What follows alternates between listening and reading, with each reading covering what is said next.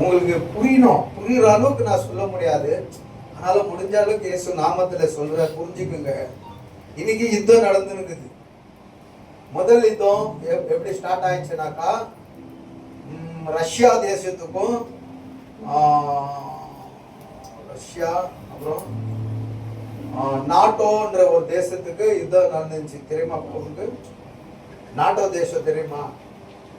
யாருன்னா நோடிದ್ದೀரா யுத்தம்? யூடியூப்ல பாட்டு டான்ஸ் பார்த்தா போதும். பாஸ்டர் இதெல்லாம் நமக்கு என்ன? இதெல்லாம் நமக்கு என்ன? அல்லேலூயா.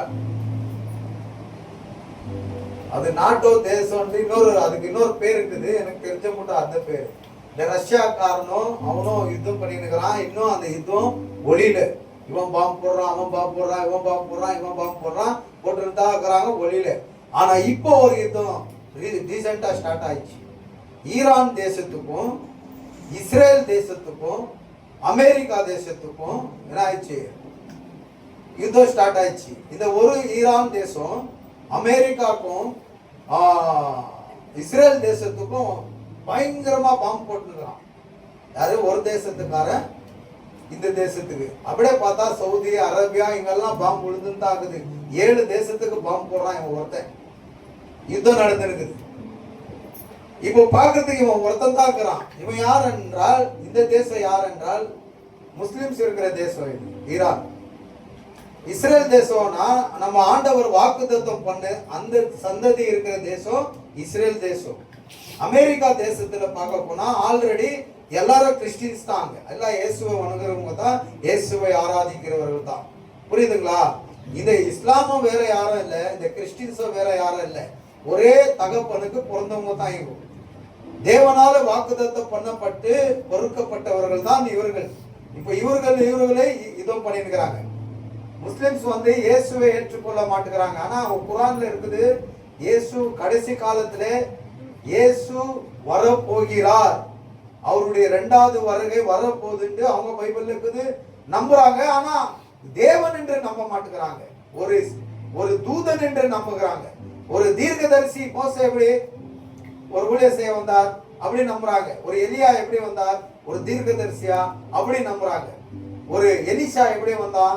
ஒரு தீர்க்கதரிசியா. இவங்கெல்லாம் எலிஷா எலியா என்ன பண்றாங்கன்னா செத்தவங்கள உயிரோட இருக்கிறாங்க, அற்புத அதிசயங்களை செய்யறாங்க. அப்படியாப்பட்ட ஒரு தீர்க்கதரிசி தான் ஆண்டவராக இயேசு கிறிஸ்து. அவர் தேவன் கிடையாது, பிதா ஒருவரே தேவன். நாம் சொல்றோம் யெகோவா தேவன், அவங்க அல்லாஹ்ன்றாங்க, நாம் யெகோவா தேவன் என்றோம். ஆமென். அவங்க அல்லாஹ்னு கூப்பிடுறாங்க, நம்ம யெகோவா தேவன் என்று கூப்பிடுறோம். ரெண்டுமே மீனிங் ஒண்ணு தான். அவர் ஒரே தேவன் தான். என்னன்னா மனுஷனுடைய பாவத்திற்காக ஒரு பரிசுத்தத்தை பலியாக்கணுமா இருந்தது. யாரும் இல்ல உலகத்துல பரிசுத்தமான ஒருத்தனும் இல்ல. அதனால என்ன பண்ணார்? அவரே மனித அவதாரத்துல வந்து பிறந்தாரு. அவரை யாரும் பார்க்க முடியாது. அதனாலதான் அவர் கேரக்டரை மாத்தி வந்து பிறந்தார். வார்த்தையா இறங்கி வந்து பிறந்தார். ஆமென். அத ஜனங்க அவங்க நம்புறது இல்லைன்றாங்க. இல்ல அந்த யெகோவா நல்லா தான் தேவன். இவர் இயேசு ஒரு பிரவாதி, ஒரு தீர்க்கதரிசி, ஒரு ஊழியக்காரு, ஒரு தூதனை போல. அதனால இயேசுவை ஏற்றுக்கொள்ள மாட்டேங்கிறாங்க. அவங்க பைபிள்ல கூட இயேசு வரப்போகிறார், ஆனா அந்த இயேசு வர்றதுக்கு முன்னாடி என்னெல்லாம் நடக்க போகுதுன்னு அவங்க பைபிள்ல இருக்குது. நம்ம பைபிள்ல கூட ஆண்டவர் எழுதி கொடுத்திருக்கிறார். அல்லேலூயா. அவங்க பைபிள்ல கூட இருக்குது, நம்ம பைபிள்ல கூட இருக்குது. புரியுதா? இப்போ ஒரு தேசம் 7 தேசத்துக்கு பாம்பு போட்டு பண்ணிருக்கிறான் யுத்தம். இப்ப இன்னும் என்ன ஆகுது தெரியுமா? அந்த ஒரு தேசத்துக்கு கூட இன்னொரு தேசம் அட்டாச் ஆக போகுது. அப்போ பவர் எப்படி இருக்கும்? கொஞ்சம் யோசனை பண்ணி பாருங்க. ஒரு தேசமே 7 தேசத்துக்கு பாம்பு போடும் போது பயப்படுறான் அவன். அந்த 7 தேசக்கார கூட பயப்படுறான். அப்படியாப்பட்ட ஆயுதம் இவங்கிட்ட இருக்குது. இப்போ இந்த ஒரு தேசத்துக்கிட்ட இன்னொரு தேசத்து ராஜா சேர்ந்துட்டானாக்கா எவ்வளவு பலன் அடைவார்கள்? கொஞ்சம் யோசனை பண்ணி பாருங்க. இப்போ இன்னொருத்தன் இவன் கூட சேர்ந்து யுத்தம் பண்ணுவான், பலன் அதிகமாகும். வெடிகள், பாம்பு, ராக்கெட்டு, இந்த மாதிரி குண்டு, துப்பாக்கி எல்லாம் அதிகமாகும். இன்னும் மெட்டீரியல். அப்போ யுத்தம் பலமா நடக்கும். அப்ப அந்த ஆப்போசிட்ல இருக்கிறானுங்க இல்லையா, அவங்க கூட சில நாடு சேரும். இப்ப அவங்களுக்கு தான் பலம் ஜாஸ்தி ஆகும். இந்தியாவில் ஒன்றும் நடக்கல, நம்ம சந்தோஷமா இருக்கிறோம். நம்மளுக்கு அப்துல் கலாம் பெருசா ஒரு பாம்பை கண்டுபிடிச்சிருக்கிறாரு, அதனால நம்ம சேஃப்டி என்று மாத்திரம் நம்ம நினைக்கவே கூடாது. இருக்குது, நம்ம பாரத தேசத்துல ஒரு வெடிகுண்டு கண்டுபிடிச்சு வச்சிருக்கிறார் டாக்டர் அப்துல் கலாம். அந்த பாம்புக்கிறதுனால எல்லா தேசத்துக்காரனும் பயப்படுறான். ஆனா அந்த ஒரு பாம்பே ஒரு நாட்டையே அழிச்சிடும். அந்த மாதிரி எத்தனை நாளுக்கு ஒரு பாம்பு, அது ஸ்பீடு கூட 5 நிமிஷத்துல 3000 4000, 10 நிமிஷத்துல 3000 4000 கிலோமீட்டர் வேகம், 4000 கிலோமீட்டர் தேசத்துல கூட போய் அது 10-15 நிமிஷத்துல பிளாஸ்ட் ஆகிற மாதிரி இருக்குது பாம்பு, ராக்கெட்டு போகும். அதனால பயம்தான். அதனால நம்ம சேஃப்டியா இருக்கிறோம் மாத்திரம் நினைச்சுக்க கூடாது. அந்த இடத்துல பாம்புகள் விழியும் போது, தேசங்கள் அழியும் போது, அந்த தேசத்திலிருந்து பாரத தேசத்துக்கு வர வேண்டிய சில பொருட்கள், அப்படின்னா சாப்பாடு ஆகட்டும், எண்ணெய் ஆகட்டும், சிலிண்டர் ஆகட்டும், இப்படியாப்பட்ட எல்லா விஷயங்களும் என்ன தெரியுமா, இங்க குறையும், கிடைக்காது. நீ காசு வச்சுன்னு ஒன்றும் பண்ண முடியாது. இது இந்த தாளிக்கிறோம் பாருங்க, எண்ணெய் பாருங்க, அது கூட டபுள் ரேட் ஆக போகுது. பெட்ரோல் ஏற போகுது. இந்த யுத்தம் அப்படியே நடந்துனே இருந்தா பெட்ரோல் சிலிண்டர் சுத்தமா கிடைக்காது. இப்ப இருக்கிற ஸ்டாக் கொடுத்துருக்குறோம். ஏன்னா அந்த தேசத்துல இருந்து தான் அந்த ஆயில் எல்லாம் வருது நம்ம தேசத்துக்கு. சிலிண்டரா, ஆயிலா, பெட்ரோலா, டீசலா அங்கத்துல இருந்து தான் வருது. அதெல்லாம் அந்த தேசம் தடை பண்ணி வச்சிருக்கலாம். இப்ப பாரத தேசத்துல என்ன ஸ்டாக்கு தான் அதை யூஸ் பண்ணிருக்கிறோம். ஸ்டாக் முடிஞ்ச உடனே கதை முடிஞ்சிச்சு. அல்லேலூயா, பிரைஸ் தி லார்ட். அப்புறமா என்ன வரும்? துன்றத்துக்கு, சோறு ஆக்கிறதுக்கு, எண்ணெய் கிண்ணெய் எதுவுமே இல்லைன்னா என்ன வரும்? தேசத்துக்கு பஞ்சம் வரும். என்ன வரும்? பஞ்சம். பஞ்சம்னா கொரோனா டைம்ல எத்தனை பேர் சாப்பாட்டுக்கு அவஸ்தைப்பட்டாங்க தெரியுமா இல்லையா? பட்டாங்களா இல்லையா? அல்லேலூயா. பஞ்சம் வரும். கொரோனா கூட ஆண்டவர் வருதுன்னு தான் சொன்னார். ஆண்டவர் சொன்னாரு, தேசத்துக்கு ஒரு கொள்ளை வியாதியை நான் அனுப்புறேன், அந்த பிரச்சனையை அனுப்புறேன். ஆனா நான் தெரிந்து கொண்ட என் பிள்ளைகள் வீட்டுல போய் பத்திரமா இருங்கன்னு தான் ஆண்டவர் சொன்னார். பத்திரமா கதவு மூடின்னு இருங்க, உள்ள வெளியே வராதீங்கன்னு தான் சொன்னார். நான் ஆறாம சுத்தின்னு வந்தேன். வெளியெல்லாம் போய் மீன் பிடிக்க போனேன், அங்க போனேன், இங்க போனேன். ஆண்டவருடைய வார்த்தையை மீறி லாஸ்ட்ல போய் ஹாஸ்பிட்டல்ல பத்துக்கினேன். ஹாஸ்பிட்டல்ல பத்துக்கிறது கர்த்தர் செய்த குற்றமா இல்ல? அவர் சொன்ன வார்த்தையை மீறி போயிட்டேன். எல்லையை மீறி போய் அவர் எது செய்யாதனாரோ அதெல்லாம் செஞ்சுட்டு போய் அட்மிட் ஆயிட்டேன். புரியுதுங்களா? இதெல்லாம் ஆண்டவர் ஏற்கனவே பைபிள்ல சொன்ன விஷயங்கள் ஒன்னொன்னா நிறைவேறி கொண்டே வருது. அல்லேலூயா.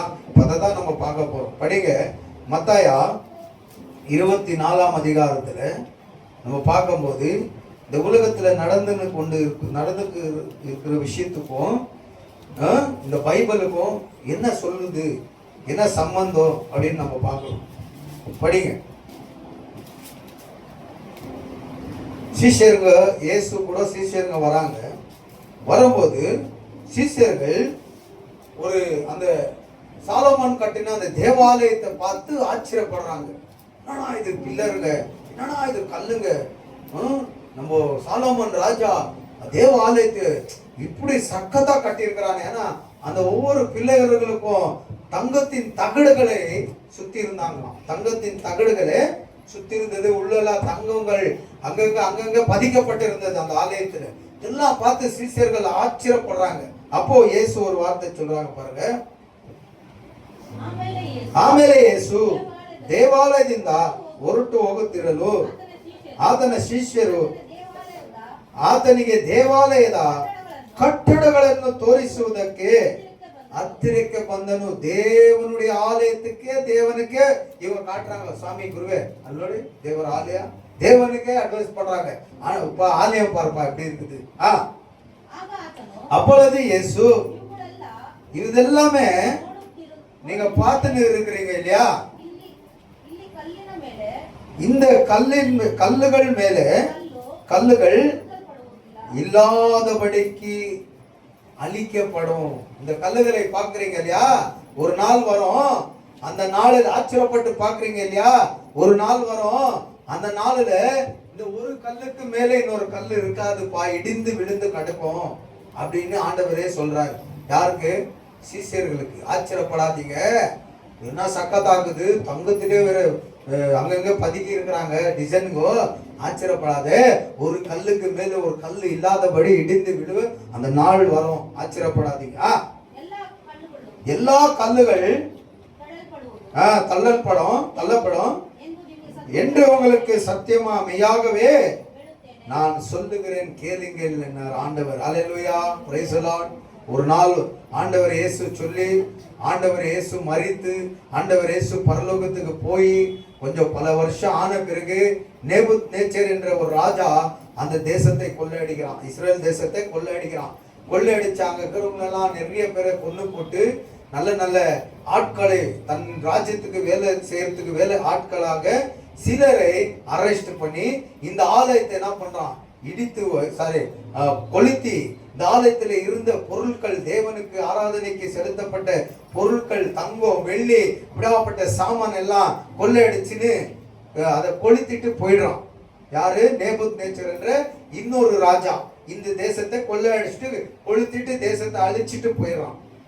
அல்லேலூயா, அழிச்சிட்டு போயிடுறான். அவன் போன பிறகு இந்த ஊர் மக்கள் எல்லாம் என்ன பண்றாங்க, கொளுத்திட்ட பிறகு ஆலயம் அந்த கல்லுங்கள்ல பதிக்கப்பட்ட தங்கம் இருக்குது இல்லையா, அது என்ன அவன் நெருப்புக்கு எரிய எரிய கரைஞ்சிடும் இல்லையா. கரைஞ்சி அது வழிந்து வரும்போது இந்த ஊர் மக்கள் மிச்சம் மீதி இருந்தாங்க இல்லையா தப்பிச்சுக்கின்னு, இந்த ஊர் மக்கள் என்ன பண்றாங்க, கடப்பாரை சுத்தி சமட்டி கொண்டு வந்து எல்லாமே நோண்டி ஒரு கல்லு மேல இருந்து இன்னொரு கல்லை உருட்டி கிருட்டி அந்த தங்கத்தை இந்த ஜனங்க கொள்ளையடிக்கிறாங்க. ஊர்க்காரங்க எடுக்கிறாங்க. எடுக்கும் போது ஆலயம் பார்த்தா இயேசு சுவாமி சொன்னது போல தரமட்டம் ஆக்கப்பட்டிருக்கிறது. அப்ப ஆண்டவர், மெய்யாகவே நான் சொல்றேன், சத்தியமா இங்க சொல்லுது, சத்தியவாகி எழுத்தேனே. அப்போ ஆண்டவர் சொன்ன அந்த சத்தியமான வார்த்தை ஒரு நாள் நிறைவேறினது. நல்லா அர்த்தம் பண்ணிக்கங்க, புரிஞ்சுக்கங்க. நிறைவேறிச்சு. ஆலயம் ஆண்டவர் சொன்னது போல பல நாட்கள் ஆன பிறகு என்ன ஆயிடுச்சு? இடிக்கப்பட்டது. இயேசு சொன்னது போல இடிக்கப்பட்டது. இரண்டாவது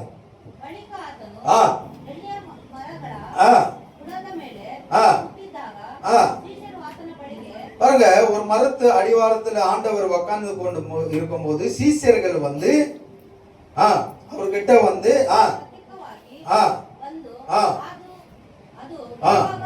பாருங்க, இப்ப கேக்குறாங்க, நீ சொன்னியே அந்த ஆலயம் இடிந்து விழுந்துடும்ட்டு, அது எப்ப ஆகும், அது என்னைக்கு நடக்கும் என்று கேக்குறாங்க.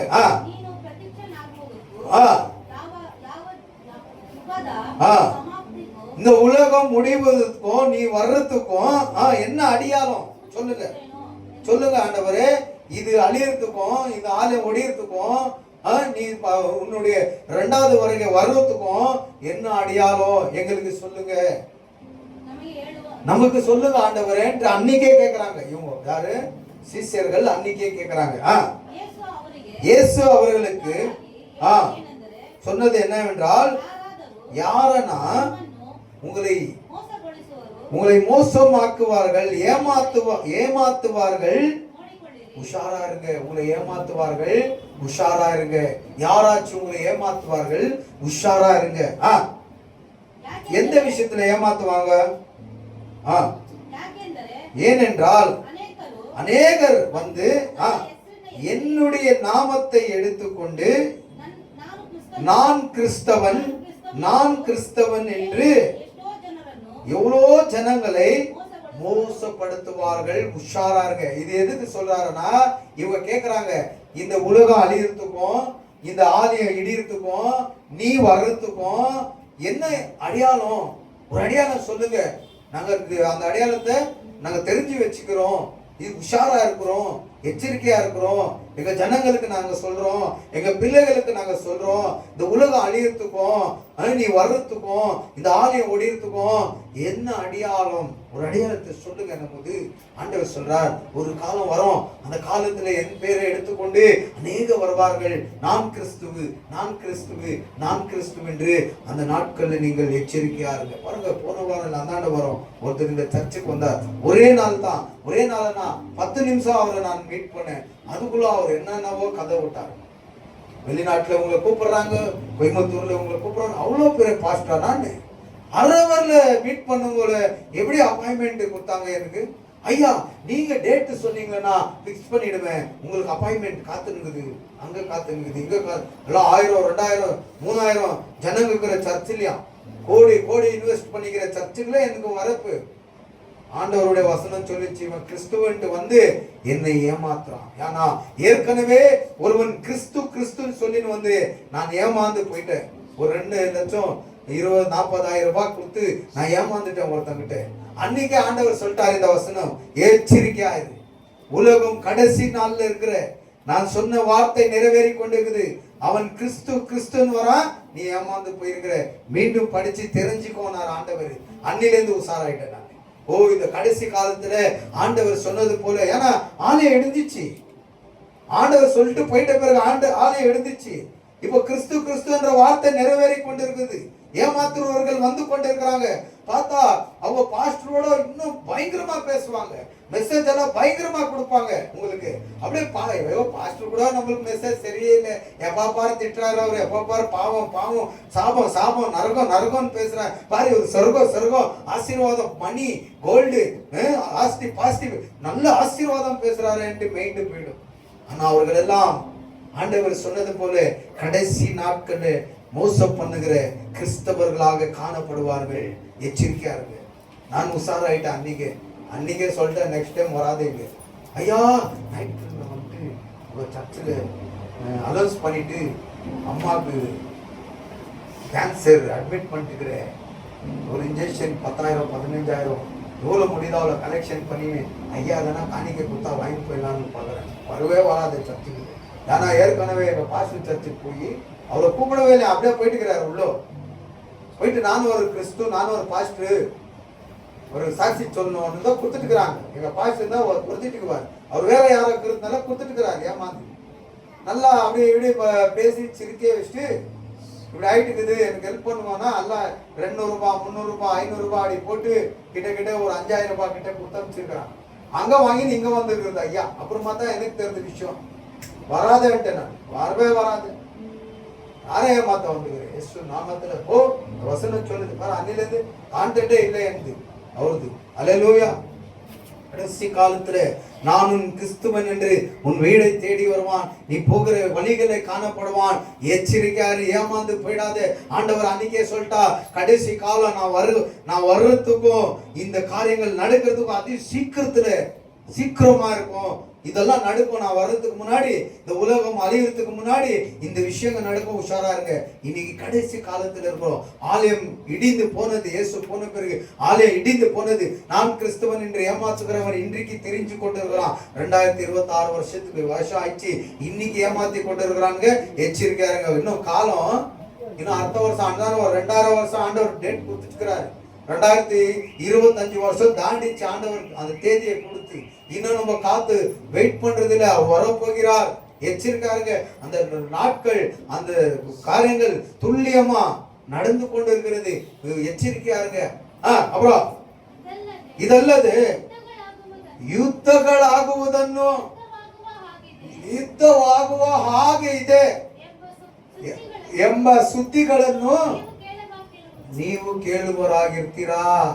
ನೋಡಿ, ಒಂದು 4-5 ವರ್ಷಕ್ಕೆ ಮುಂಚೆ ಯುದ್ಧ ಸ್ಟಾರ್ಟ್ ಆಗುತ್ತೆ ನಾನು ಕೇಳಿದೆ, ಕಿವಿಯಲ್ಲಿ ಹೇಳ್ತಾ ಇದ್ರು. ಇವಾಗಲೂ ಯುದ್ಧಗಳು ಸ್ಟಾರ್ಟ್ ಆಗಕ್ಕೆ ಇದೆ, ಆ ದೇಶ ಈ ದೇಶನ ಆಗ್ತಾ ಇಲ್ಲ, ಇಬ್ರು ಕಿತಾಪತಿ ಆಗ್ತಾ ಇದೆ, ಇಬ್ರು ವಾರ ನಡೆಯುತ್ತೆ ಇಬ್ರು ದೇಶಕ್ಕೂ ಅಂತ ನಾನು 5 ವರ್ಷಕ್ಕೆ ಮುಂಚೆ ಕೇಳ್ತಾ ಇದ್ದೆ. ನ್ಯೂಸ್ಗಳಲ್ಲಿ ಯೂಟ್ಯೂಬ್ ಅಲ್ಲಿ ನೋಡುವಾಗ ಅದು ಸೇದಿ ಬರ್ತಾ ಇತ್ತು. ಯೇಸು ಹೇಳಿದ್ರು, ಇದಲ್ಲದೆ ಆ ದಿನ ನಾನು ಬರುವುದಕ್ಕೂ ಲೋಕ ಅಂತ್ಯ ಆಗುವುದಕ್ಕೂ ನಾನು ಪ್ರತ್ಯಕ್ಷವಾಗುವುದಕ್ಕೂ ಒಂದು ಗುರುತು ಯಾವುದು? ಈ ಆಲಯ ಧ್ವಂಸವಾಗುತ್ತೆ. ಅದಾಯ್ತಾ? ಮುಗೀತು. ಕ್ರಿಸ್ತು ಅಂತ ಬಂದು ಏನ್ ಮಾಡಿಸ್ತಾರೆ ಅಂತ ದೇವ್ರು ಹೇಳಿದ್ರ, ಅದು ನಡೀತಾ ಇತ್ತು ಇವಾಗವರೆಗೂ. ಎಷ್ಟೋ ಜನ ಏನ್ ಮಾಡ್ತಾ ಇದಾರೆ, ನಾನು ಅದ್ರಲ್ಲಿ ಏನ್ ಮಾಡಿದೀನಿ, ಇವಾಗ ಹುಷಾರಾಗಿ ಆಗಿದ್ದೀನಿ. 2ನೇ ಗುರುತು. 3ನೇ ಗುರುತು, ಯುದ್ಧ ಆಗುತ್ತೆ ಅಂತ ನೀವು ಕೇಳುತ್ತೀರಾ, ಆ ದಿನಗಳಲ್ಲಿ ಆಗುತ್ತೀರಾ ಅಂತ ಕೇಳುತ್ತೀರಾ, ಆ ದಿನಗಳಿಂದ ಯೇಸು ಅವತ್ತು ಹೇಳಿದ್ದು, ಇವತ್ತು ಯುದ್ಧ ನಡೀತಾ ಇದೆ, ಸ್ಟಾರ್ಟ್ ಆಗೋಯ್ತು. ವಾರ ಲೋಕದ 3ನೇ ಅಂತ್ಯದ ಯುದ್ಧ ಅದು ಸ್ಟಾರ್ಟ್ ಆದ್ರೆ ಭಾರತ ದೇಶ ಕೂಡ ಯುದ್ಧ ಮಾಡ್ಬೇಕಲ್ಲಿ. ಯಾವನು ಒಡ್ಕೊಂಡು ಸತ್ತು ಒಂದು ದೇಶ ಯಾವುದು ಉಳಿತೆ ಆ ಒಂದು ದೇಶನೇ ಎಲ್ಲಾ ಲೋಕವನ್ನು ಆಳೋ. ಅವನೇ ಯಾರು ಗೊತ್ತಾ? ಸೈತಾನ. ಅವನು ಯಾರು ಗೊತ್ತಾ? ಸೈತಾನ. ಹಲ್ಲೆಲೂಯಾ.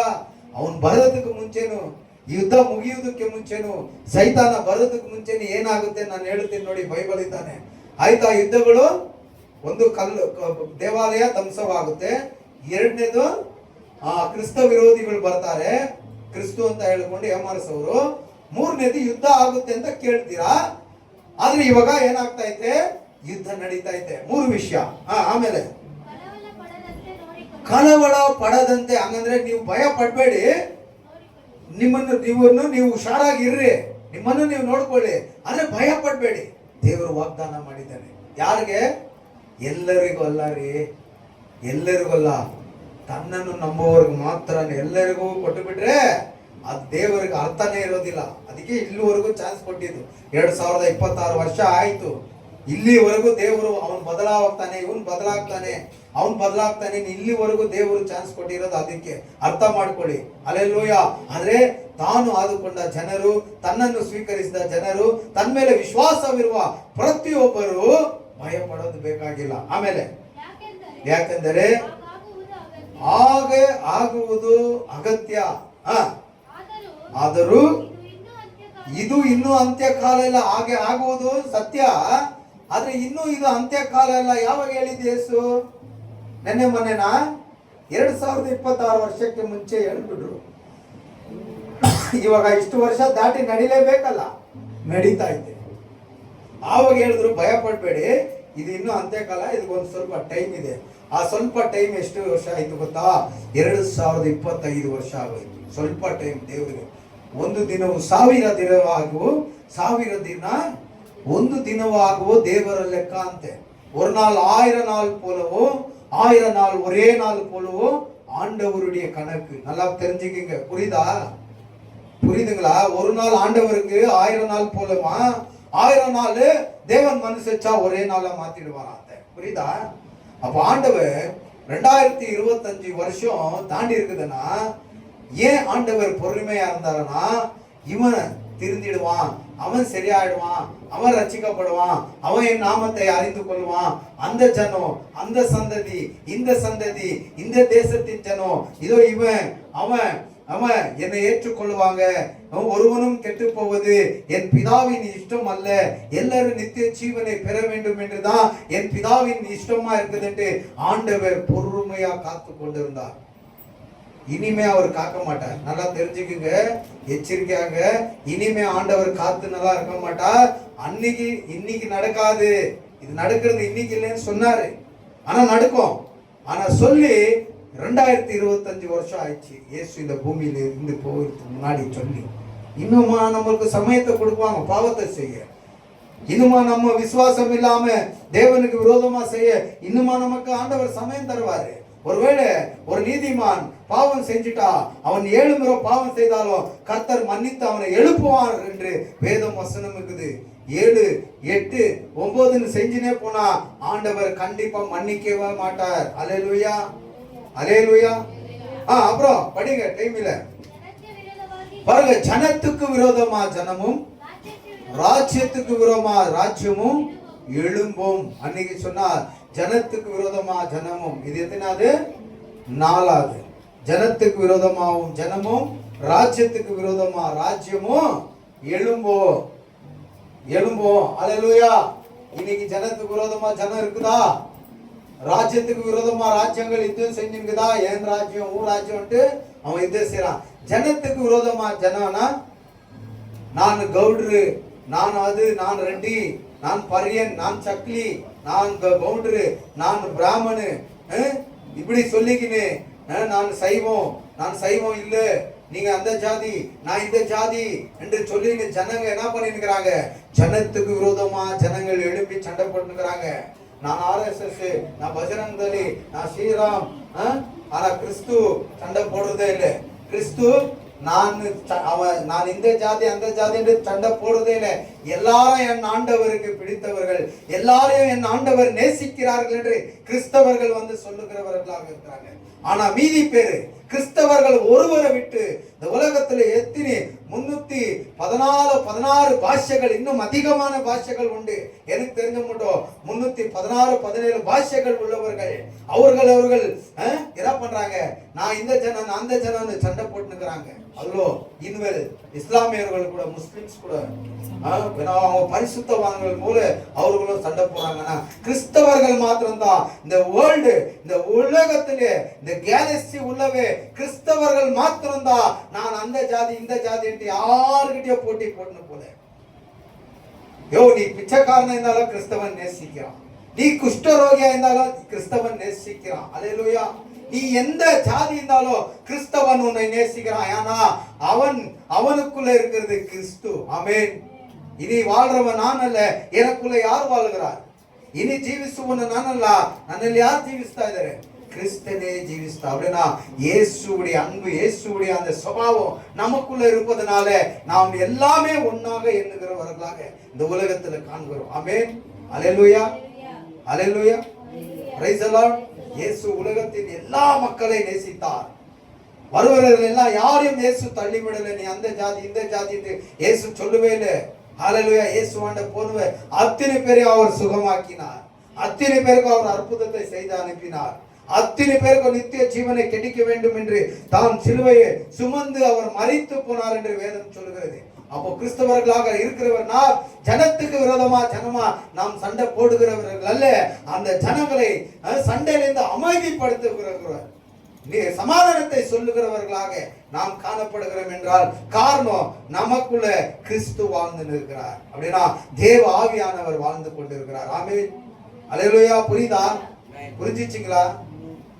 Price the Lord. அப்போ இங்க நாலாவது விஷயம் சொல்லுச்சு, ஜனத்துக்கு விரோதமா ஜனங்கள் நடந்து இருக்குதா? இன்னைக்கு பயங்கரமா நடந்து கொண்டு இருக்கிறது. ராஜ்யத்துக்கு விரோதವಾಗಿ ರಾಜ್ಯವು ஏழுவோ 4-5 விஷயம் ஆயிடுச்சு. ராஜ்யத்துக்கு விரோதமா என் தேசம் உன் தேசம்னு இன்னைக்கு அந்த தேசங்களை பிடிக்க அவங்க யுத்தங்களை செய்து கொண்டு இருக்கிறாங்க. 5 6வது அங்கங்க பஞ்சங்கள் ஏற்படும். பாருங்க, இந்த யுத்தம் நடந்துக்கிறதுனால இன்னைக்கு இந்த பாரத தேசத்துல விலை ஜாஸ்தி அதிகமாக கொண்டே போகுது. பாருங்க, நம்ம வேத பண்டிதர் இப்படி சொன்னார். இப்பயே ஒரு நாள் ஆரம்பிக்க போகுது இந்த தேசத்துக்கு. இப்ப நம்ம போய் கடையில போய் அரிசி பருப்பு கிருப்பெல்லாம் வாங்குறோம் இல்லையா, காசு கொடுத்து. அப்படியே நம்ம வாங்குறதே தேவையில்லை, கடைக்காரனே நம்மளுக்கு காசு கொடுத்துருவான். கவர்மெண்ட் ரூல்ஸ் அது. அரிசி பருப்புக்கு தேவையான பணத்தை கவர்மெண்டே நம்ம அக்கௌண்ட்ல போட்டுரும். நீ எங்கன்னா போய் வாங்கிக்கலாம். ஆனா எங்கன்னா போய் வாங்குறது எல்லா இடத்துல கிடைக்காது. அது எங்கேயோ ஒரு இடத்துல தான் கிடைக்கும். ஆனா அது எங்கேயோ ஒரு இடத்துல கிடைப்பதுனால அதிகமான விலையா மாறும். நம்ம முதல் 100 ரூபாய்க்கு வாங்கினோம், அவன் கவர்மெண்ட் 200 ரூபாய் தரான். 200 ரூபாய் எடுத்துன்னு போனா அவன் 400 ரூபாய் கேட்குவான் வாங்குற இடத்துல. ஏன்னா இந்த யுத்தத்துல விவசாயம் அழிஞ்சிடும். பாம்பு போட என்ன ஆகும்? விவசாய பூமி எல்லாம் அழிஞ்சிடும். விவசாயம் பண்றவங்க கம்மியாயிடுவாங்க. 2வது, எண்ணெய் உள்ள வராது, பெட்ரோல் உள்ள வராது, டீசல் உள்ள வராது, பாமாயில் உள்ள வராது. சில பொருட்கள் வெளிநாட்டுல இருந்து சப்ளை ஆகுது நம்ம பாரத தேசத்துக்கு. சில பொருட்கள் தடைப்படும். அப்போ பஞ்சம் ஏற்படும். என்ன ஏற்படும்? வேதம் என்ன சொல்லுச்சு? அந்த நாட்கள் என்ன ஆகுதான்? பஞ்சங்கள் ஏற்படும். இப்பயே இந்த பாரத தேசம் பஞ்சத்துல தான் ஓடினது. இருக்கிறவங்க தாராளமா வாங்கி துன்றான், இல்லாதவன் என்ன பண்றான்? இருக்கிறதுல சிக்கனமா சாப்பிட்டு வாழ்றான். ஒரு டைம் சாப்பிடுறது அதை 3ஆ பிரிச்சு சாப்பிடுறான் இல்லைங்களா? இருக்கிறவன் என்ன பண்றான்? அது இருக்கிறத கூட தூக்கின்னு போய் குப்பை தொட்டியில போடுறான். ஆனா பஞ்சம் ஏற்படுது. பணக்காரனும் ஒரு நாள் அவனுக்கும் ஆகாரம் கிடைக்காது. பணம் நிறைய இருக்கும், ஆகாரம் இல்லைன்னா என்னத்த பண்ணும்? பணத்தை சாப்பிட போறான். அதனால பஞ்சம் இப்பயே ஆரம்பித்து விட்டது. இன்னைக்கு இந்த கர்நாடகா தேசத்துல, இந்த பெங்களூர் பட்டணத்துல ஒரு 30-35 வருஷத்துக்கு முன்னாடி நான் பார்த்தது போல எப்பால பிளேவர் கிட்ட கூட விவசாயம் பண்ணிட்டு இருந்தாங்க. இதே வர்மா ரிங் ரோடு, இது பாப்சாப்பாளையா, இதெல்லாமே விவசாய பூமி. இதே ஜானகிராம் லேவேட்டு ஒரு திராட்சை தோட்டமா இருந்தது. அதே பாரத் நகர் அந்த ஒரேன் மால் இருக்குது பாருங்க, அதெல்லாம் விவசாய பூமிங்க தான். இன்னைக்கு நம்ம இருக்கிற பட்டணத்திலேயே விவசாயமே இல்லாத ஆயிடுச்சு. இங்க விவசாயம் இல்லை. வில்லேஜுக்கு பக்கம் போனா தான் அவன் எங்கேயோ, ஏன்னா எல்லாத்தையும் லேண்ட் போட்டு வித்து பணமாக்கி இருக்கான். இப்போ விவசாயம் குறைய குறைய ஆகாரம் பஞ்சம் ஏற்படும். அது ஆண்டவர் சொன்னது போல இன்றைக்கு நடந்து கொண்டே இருக்குது. இன்னைக்கு வில்லேஜுங்க கூட இல்லை, வில்லேஜுங்களை கூட வித்துட்டாங்க. நிறைய பணம் பண்ணி அவங்க எல்லாம் விவசாயம் செய்யறவங்கலாம் பணம் பண்ணி செட்டில்மெண்ட் ஆயிட்டாங்க. விவசாயம் இல்லை, அதுக்கு தான் எல்லாம் வெளிநாட்டுல இருந்து எக்ஸ்போர்ட் ஆகுது. சைனா ப்ராடக்ட்டுங்க இந்த இந்தியா தேசத்துக்கு வருது. முட்டை பிளாஸ்டிக், அரிசி பிளாஸ்டிக், மட்டன் கறி பிளாஸ்டிக், பூக்கோசு பிளாஸ்டிக், ஒன்னொன்னா நான் பார்த்துன்னு தான் வந்துருக்கிறேன். டிவிலையும் இந்த மொபைல்லையும் இதெல்லாம் கலப்படம், துணு சாரம். இதெல்லாம் எதனால ஆண்டவர் அன்னைக்கு சொன்னார், பஞ்சம் காலம் ஏற்படும், ஆறாது. அப்புறம் பூகம்பம், பூமி என்ன ஆகும், பூகம்பம் ஆகும். இன்னைக்கு இந்த உலகத்துல இந்த வருஷத்துல இந்த 2024 இருந்து 26 இந்த 2 வருஷத்துக்குள்ள எவ்வளோ பகுதிகளில் பூகம்பம் ஏற்பட்டு இருக்கிறது தெரியுமா? அல்லேலூயா. பார்த்துருக்கிறீங்களா? பார்க்க மாட்டீங்க. இதெல்லாம் நீங்க பார்க்க மாட்டீங்கப்பா. தேவையில்லாததான் பார்ப்பீங்க. இதெல்லாம் பார்த்து தெரிஞ்சுக்கணும். அல்லேலூயா. 2 வருஷத்துல ஏகப்பட்ட பூகம்பம், ஏகப்பட்டவர்கள் மரித்து போயிருக்கிறாங்க. ஆறாதா ஏழாதா? அது ஆறாதா ஏழாதா? பூகம்பம் ஆறாது. 6 விஷயம். நான் வருகைக்கும் இந்த பூமி அழிவுக்கும் இது ஒரு அடையாளம் என்று ஆண்டவர் சொன்னார். துல்லியமா ஆலயம் இடியறதுல இருந்து பிடிச்சி கிறிஸ்த விரோதிகள் பிடிச்சி, பூகம்பங்கள் பிடிச்சி, ஜனத்துக்கு விரோதமா ராஜ்யத்துக்கு விரோதமாகளாக பிடிச்சி, பஞ்சங்களை ஏற்பட்டது காரியங்களாக பிடிச்சி, கடைசியா பூகம்பத்துக்கு வந்து நிற்கும். அப்போ என்னுடைய வருகை என்று அவர் ஒரு அடையாளத்தை கொடுத்தார். அப்புறம் படிங்க படிங்க படிங்க. இதெல்லாம் ನೂತನ ಕಾಲವಾದ ಹುಟ್ಟುವ ಪ್ರಸನ್ನ ವೇದನೆ ಪ್ರಾರಂಭ. அல்லேலூயா. இன்னைக்கு பிரெக்னென்ட் ஆகிருக்கிறவங்க 9 மாசத்துல பிறகுதா குழந்தை. ஹலோ, 9 மாசமா 10 மாசமா அந்த டெலிவரி டைம். ஃபர்ஸ்ட் 1 மாசம் 2 மாசம் 3 மாசம் 4 மாசம் அதெல்லாம் நார்மல். ஆனா டேட் கிட்ட கிட்ட கிட்ட வரும்போது பிரசன்ன காலம், அப்படின்னா பிரசவ காலம், இல்லைன்னா டெலிவரி ஆகுற டைம். அது போலதான் காலங்கள் மாறிச்சு. இது வந்து பிரசன்ன வேதனைப்படுகிற நேரமா இருக்கிறது. என்னன்னாரு படிங்க மறுபடியும். இதெல்லாம் பாக்குறீங்க இல்லையா? இதெல்லாம் நடக்கிறதுக்கு இருக்குது இல்லையா? இதெல்லாம் நான் சொன்ன விஷயங்கள் இருக்குது இல்லையா? இதெல்லாம் எதை குறிக்கிறது என்று இயேசு சொல்றாரு. நூத்தன கால விட்டுவா பிரசன்ன வேதனை பாரம்பா. அப்படின்னா 1 மாசம் 2 மாசம் 3 மாசம் 5 மாசம் 6 மாசம் அது வந்து வருஷங்களை குறிக்குது. ஆனா கடைசியா ஒரு டேட் வந்தே வரணும். அந்த குழந்தை டெலிவரி ஆகணும் இல்லையா? அதே போலதான் இன்னைக்கு நடக்கலனாலும் அந்த நாளில அந்த குழந்தை எப்படி பொறுக்குதோ அதே போல இந்த விஷயம் ஒரு நாள் நடக்க போகுது என்று ஆண்டவர் அன்னைக்கே சொல்லிட்டார். ஆமென். அப்புறம் அப்பொழுது உங்களை உபதிரவத்துக்கு ஒப்பு கொடுப்பார். யாரை? சீஷர்களை. நீங்க இந்த பூமியில இருப்பீங்க, உங்களை உபதிரவத்துக்கு ஒப்பு கொடுப்பார்கள். என்னுடைய நாமத்தின் நிமித்தம் உங்களை பகிப்பார்கள், உங்களை கேலி பண்ணாங்க. சீஷர்களை கேலி பண்ணாங்க, சீஷர்களை அடித்தாங்க, சீஷர்களை கொன்னு போட்டார்கள் என்று சரித்திரம் சொல்லுகிறது. ஆமென். இன்னைக்கும் சீஷர்கள் என்ன பண்றாங்க? ஊரா டாக்ஸ் கொடுக்குறவங்க பட்டான்னு அடிக்கிறாங்க. கையை 2 வெட்டி பக்கத்துல வச்சுக்கிறாங்க, காலை ஒடிச்சுக்கிறாங்க. ஒரு பாஸ்டர், நல்ல தெலுங்கு பாஸ்டர், ஆந்திரால, பிரவீன் பாஸ்டர் நினைக்கிறேன், பிரவீன் பால் ரொம்ப அருமையான பாஸ்டர். கொலை பண்ணிட்டு தூக்கி போட்டு அவர் தண்ணி அடிச்சுட்டு ஆக்சிடென்ட் ஆகி செத்துட்டாருன்ட்டு அப்படி டிவியில விளம்பரம் பண்ணாங்க.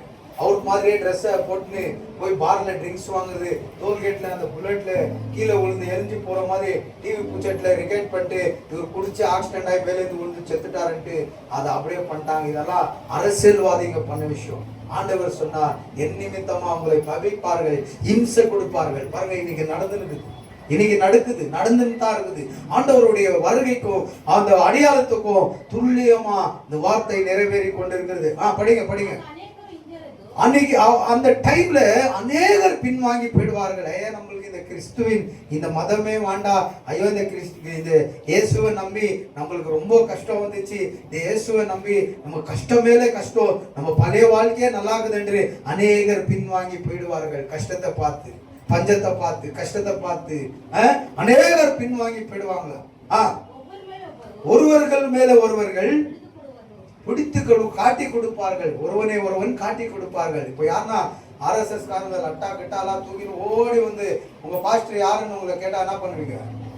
தெரியாது, எங்க பாஸ்டர் நான் தான் அப்படின்னுவீங்களா? நாங்கள் நினைக்கிறார், அவர் தான் சொல்வீங்க. போடுங்க, அவருக்கு போய் நம்மள அடியாதீங்கப்பா, நீங்க ஓடிட்டு வெளியே. அல்லேலூயா. அதை சொல்றார், அநேகர் ஒருத்தரை பிடிச்சி காமிச்சு கொடுப்பார்கள். ಒಬ್ಬರ ಮೇಲೆ ಒಬ್ಬರು ದೋಷ ಮಾಡುವರು. அநேகர் பொய்யான தீர்க்கதரிசிகள் அவர்கள் வேற அந்த கடைசி நாட்களை எழுந்து அநேகரை மோசப்படுத்துவாங்க. ஆண்டவர் சொல்லிட்டார், வர வருஷத்துல நீங்க இப்படி இருப்பீங்க, ஆண்டவர் சொல்லிட்டார் இப்படியே இருப்பீங்க. ஒருத்தர் சொன்னார், ஆண்டவர் சொல்லிட்டார் அவர் உயிரோட எழுந்து வரமாட்டார் என்று. நான் சொன்னேன், ஆண்டவர் சொல்லிட்டார் அவர் உயிரோட எழுந்து வந்துட்டார். அவர் இன்னைக்கு நல்லா தான் ஓடாடி இருக்கிறாரு. முதானத்து கூட அவங்க பிரியாணி சாப்பிட்டு போறாரு. அல்லேலூயா. கடைசி காலத்துல இப்படிப்பட்ட பொய்யான தீர்க்கதரிசிகள் எழும்பி வருவார்கள் என்று ஆண்டவர் சொன்னார். இன்னைக்கு நடந்துருக்கு. அப்புறம் இதெல்லாம் ಅದರ್ಮವು ಹೆಚ್ಚಾಗುವುದರಿಂದ ಬಹು ಜನರ ಪ್ರೀತಿಯು ஆரம்பத்தில் இருந்த அன்பு போ அதர்மம் பெருக பெருக, பாவம் பெருக பெருக, சாத்தானுடைய கிரைகள் பெருக பெருக பெருக மைண்டு என்ன ஆயிடுது, வேற மாதிரி மாறி மாறி மாறி ஒருத்தர் மேல இருந்த ஒருத்தருக்கு அன்பு என்ன ஆயிடும், தளிந்து போயிடும், அப்படியே கூல் ஆயிடும். அதுதான் இயேசு சொன்னார், ஆரம்பத்தில் இருந்த அன்பை விட்டு விடாதபடி. உங்கள் மேல ஒரு குறை இருக்குது, எங்க அதை விட்டீங்களோ அங்க கேட்ச் பண்ணிருக்கீங்க. அல்லேலூயா, பிரைஸ் தி லார்ட். அப்படி கடைசி காலத்துல அன்புகள் தளிந்து போவோம். அண்ணன், தம்பி, தங்கச்சி, உறவுகள், பிள்ளைகள், பொண்டாட்டி, கணவன், இப்படி அன்பு தளிந்து போவோம் கடைசி காலத்துல. அதர்மனா பாவம் பெருக பெருக, பிசாசானவன் கிரியை பெருக பெருக அன்பு தளிந்து போயிடும். நீ குடும்பத்துல பிள்ளைகள் அப்பன் கிட்ட பேசுறதே இல்லை. ஆனா காசு ஒண்டி வேணும்னா போன் அடிப்பாங்க, பெட்ரோல் இல்லை, இது இல்லை, அது இல்லை, அமைச்சதுக்கு ஏதோ பேச மாட்டாங்க. ஏன்னா தேவைன்னா தான் அந்த பிள்ளைகள் தகப்பன் தாய் கிட்ட பேசுவாங்க. மனைவி, கணவன் எல்லாம் எப்படித்தான் ஆயிட்டுக்கிறாங்க. கடைசி காலம் அடியாளம் நடந்து கொண்டு இருக்குது. அப்புறம் ஆனா கடைசி ஒருத்தர் தாங்குறவன் ரட்சிக்கப்படுவான். ஆமென். கடைசி வருவான். ஆண்டவர் சொல்லிட்டார், இந்த வசனங்கள் நிறைவேறுது, என்னத்தான் ஆகட்டும் நான் தாங்குறேன். என் தேவனுடைய வார்த்தை துல்லியமா நிறைவேறுது. ஆண்டவருடைய வருகை அதி சீக்கிரமா இருக்குது. இந்த வார்த்தை என்னை எச்சரிக்கிறது. பரவாயில்ல, கஷ்டமோ சுகமோ வியாக்குலமோ கண்ணீரோ வேதனையோ பசியோ பட்டினியோ பஞ்சமோ எது நெருங்கினாலும் என் தேவன் மேலே என் விசுவாசத்தை நான் எழுந்து போக மாட்டேன், காத்திருப்பேன் என்று நீ காத்திருக்கும் போது நீ கர்த்தரால் ரட்சிக்கப்படுவாய். ஆமென். அல்லேலூயா, பிரைஸ் தி லார்ட். அப்புறம் ಇದಲ್ಲದೆ ಪರಲೋಕ ರಾಜ್ಯದ ಈ ಸುವಾರ್ತೆಯು ಎಲ್ಲಾ ಜನಗಳಿಗೆ ಸಾಕ್ಷಿಯಾಗಿ ಸಾರಲಾಗುವುದು, ಆಗ ಅಂತ್ಯ ಬರುವುದು. ಆமென். இதெல்லாமே இந்த ஆண்டவருடைய நற்செய்தி சுவிசேஷம் உலகம் எங்கும் புறப்பட்டு போகணும். அப்பொழுது உலகம் முடிவு வரப்போகுது, நான் வரப்போகிறேன். இன்னைக்கு ஆண்டவருடைய செய்தி எங்கேயும் போலியா? பேலன்ஸ் எங்க நடக்குதா? எதனா ஒரு ஊர்ல பேலன்ஸ் இருக்குதா? எல்லா ஊர்ல சர்ச் இருக்குது, எல்லா ஊர்ல இயேசு பத்தி பேசப்படுது. காடு, தீவு, மலைகள், குன்றுகள், எந்த மூலையிலனா பாரு ஆண்டவருடைய நற்செய்தி புறப்பட்டு போயாச்சு. 2025 வருஷம் ஆயிடுச்சு. ஆண்டவருடைய நற்செய்தி மூல மடுக்குக்கெல்லாம் போயிடுச்சு. ஏற்றுக்கொண்டவர்கள் சிலர், ஏற்றுக்கொள்ளாதவர்கள் சிலர். Don't care. ஆனா ஆண்டவர் சொன்னது போல உலகம் எங்கும் இந்த சுவிசேஷம் புறப்பட்டு போனோம். அப்பொழுது இந்த உலகம் முடிவு வரப்போகுது. இன்னைக்கு உலகம் எங்கும் சுவிசேஷம் புறப்பட்டு போயிடுச்சு. கேட்டவங்க பாதி, கேட்காதவங்க தள்ளவங்க பாதிக்கிறாங்க. இருக்கட்டும், அல்லேலூயா. ஆனா முடிவு சுவிசேஷம் போயிடுச்சு. ஆண்டவர் சொன்னார் அப்பொழுது முடிவு இந்த உலகத்துக்கு அழிவு. அப்போ அவர் சொன்ன முதல் வசனம் நிறைவேறிச்சு. சுவிசேஷம் புறப்பட்டு போயிடுச்சு. இப்போ ரெண்டாவது என்ன நிறைவேறணும்? அவர் சொன்னாரு உலகம் எங்கும் இந்த பரலோகத்தின் சுவிசேஷம் புறப்பட்டு போனோம். அப்பொழுது உலக முடிவு அப்படின்னா அழிய போகுது அப்படின்றாரு. இது ரெண்டு வார்த்தை சொன்னார். உலகம் எங்கும் இந்த சுவிசேஷம் போனோம். போச்சா இல்லையா? போயிருக்குதா இல்லையா? போயிருக்குது. மூல முடுக்குக்கெல்லாம் ஆண்டவருடைய நற்செய்தி சுவிசேஷம் போய் அறிவித்து ரட்சிக்கப்பட்டவர்கள் அங்க ஊழியங்களை செய்கிறாங்க. சபைகள் ஏற்பட்டு இருக்கிறது. அல்லேலூயா. கேட்டவங்க பாதி, கேட்காதவங்க பாதி. இருக்கட்டும், அல்லேலூயா. இப்போ ரெண்டாவது வார்த்தை என்ன நிறைவேறணும்? சுவிசேஷம் புறப்பட்டு போயிடுச்சுங்க. உலகம் எங்கும் சுவிசேஷம் புறப்பட்டு போவோம். அப்பொழுது இந்த உலகம் என்ன ஆகும்? முடிவு. முடிவுனா அழிந்து போற முடிவு வந்துரும். அப்போ நான் வந்துட போறேன், நான் வந்த பிறகுதான் அழிவு சொன்னாரு இல்லையா? இப்போ சுவிசேஷம் புறப்பட்டு போயிடுச்சு. இப்போ உலகம் அழிய போறது பேலன்ஸ் இருக்குது. அது என்னைக்குன்னு சொல்ல முடியாது. அது இன்னைக்கே இருக்கலாம், இல்ல நாளைக்கே இருக்கலாம், இல்ல அடுத்த வருஷம் கூட இருக்கலாம். இந்த யுத்தம் அப்படியே திரும்பி பாரத தேசத்துக்கும் எல்லாத்தையும் திரும்பி முடிவு கூட இருக்கலாம். ஆனா முதலே ஆண்டவர் சொல்லிட்டாரு இதெல்லாம் நடக்கிற சம்பவிக்கும். ஆனா நீங்க பயப்படக்கூடாது. ஏன்னா நீங்க அவரை தெரிந்து கொண்டு இருக்கிறீங்க. நீங்க அவருக்கு பிள்ளையா இருக்கிறோம். அப்பா பிள்ளையே என்று கூப்பிடுகிற புத்திர சீகாரத்தின் ஆவியே உனக்குள்ள எனக்குள்ள கர்த்தர் கொடுத்திருக்கிறார். ஆமென், ஆமென் சொல்லுங்க. பிள்ளைகளாக அதிகாரத்தை அவர் கொடுத்திருக்கிறார். ஆமென் சொல்லுங்க. அப்போ பிள்ளைகளாக அதிகாரத்தின் உரிமையை தந்த தேவன் தன் பிள்ளைகளை இப்படியே கைவிட்ட மாட்டார். அல்லேலூயா. இந்த அழிவு நடக்கணும், இந்த அடையாளங்கள் நடக்கணும். நான் வர போறேன், என் பிள்ளைகளை நான் கொண்டு போக போறேன். அப்புறம் ಅದು ಬಿಟ್ಬಿಡಿ. ನಮಗೆ ಸಮಯ ಇಲ್ದಿರಕ್ಕೆ ಸ್ವಲ್ಪ ಮುಂದೆ ಹೋಗೋಣ. ಇವಾಗ 29ರಿಂದ ಓದಿ. 29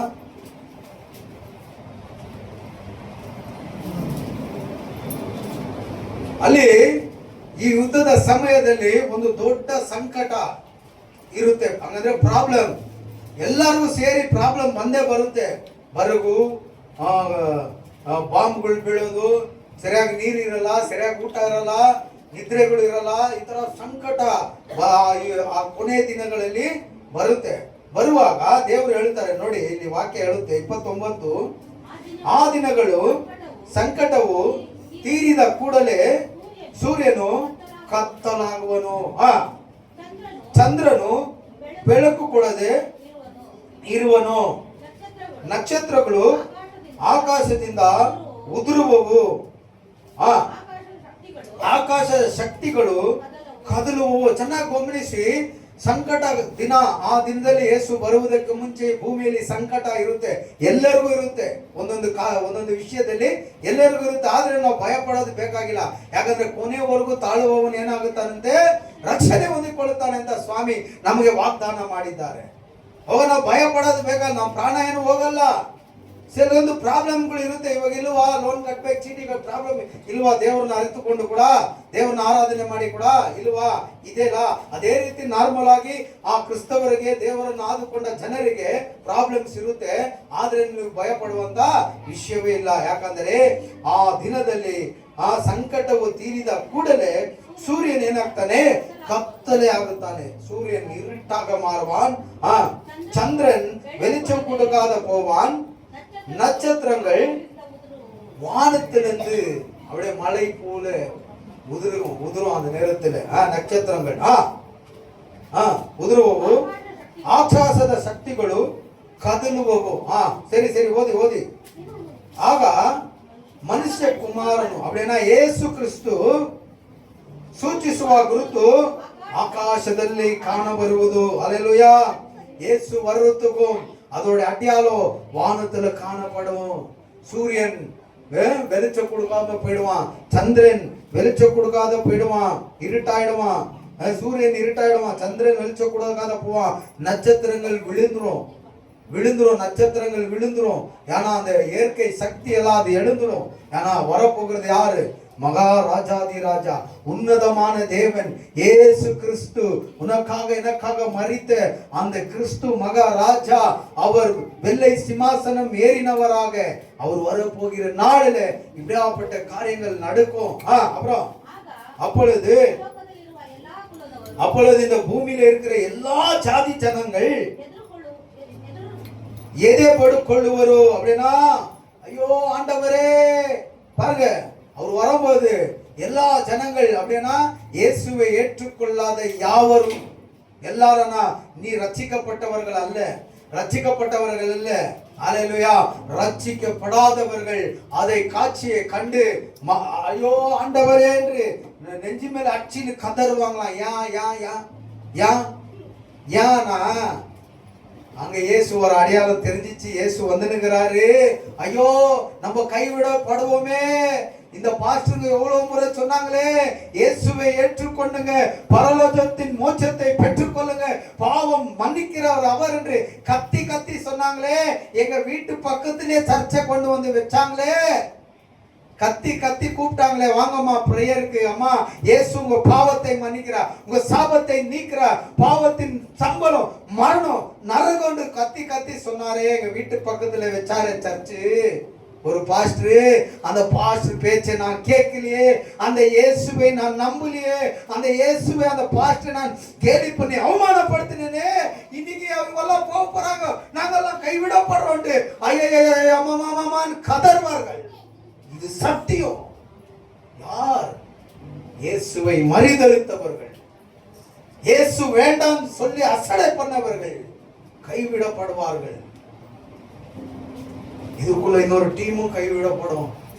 அவங்க யாருன்னா, இயேசுவை ஏத்தின்னு ஞானஸ்தானம் பெற்று ராபோஜனை சாப்பிட்டு இயேசு சொன்ன வார்த்தையை கேட்காத விக்கிரகங்களை ஆராதித்தவர்கள், விக்கிர ஆராதனை பண்ணவர்கள், பாவம் கொலை விபச்சாரம் செய்து இயேசு வருகை மட்டும் இதே பாவத்துல வாழ்ந்த கிறிஸ்தவர்கள் கூட கைவிடப்பட்டு, ஐயோ நானும் கைவிடப்பட்டேன். ஏன்னா அவன் மனசாட்சி சொல்லும், அவன் மனசாட்சி சொல்லட்டே, பாவம் செஞ்சு நிந்தியடா, ரகசியமா பாவம் செஞ்சு நிந்தியே, இதோ ஆண்டவர் வந்துட்டா, உன்னை எனக்கு கைவிடப்படுவே நீ, கைவிடப்படுவே நீ. அவன் மனசாட்சி அவனுக்கு சொல்லி குத்தும் போது அவனும் கதற ஆரம்பிச்சிடுவான். படிங்க, முன்னாடி படி. பின்னும் மனுஷகுமாரன் பலத்தினாலும் அவருடைய அதிகமான மகிமை வானத்தின் அந்த மேக புகையிலிருந்து வருவதை இந்த பூமி காணும் அப்படின்னா ஜனங்கள் காண்பார்கள். உயிரோடு இருக்கிற ஜனங்கள், அவன் கிறிஸ்துவனாகட்டும், அவன் பல ஜாதிகள் மத சேதவனா இருக்கட்டும், எல்லாரும் கண்களை இயேசுவின் வருகையை, அவர் வருகிற அந்த ராஜாவை கண்கள் பார்க்குவார்கள், கண்களால பார்ப்பார்கள். பின்னும் அவருடைய அந்த வாத்தியங்களோடு அதிகமான சத்தத்தோடு தன்னுடைய தூதர்களை அனுப்புவார்.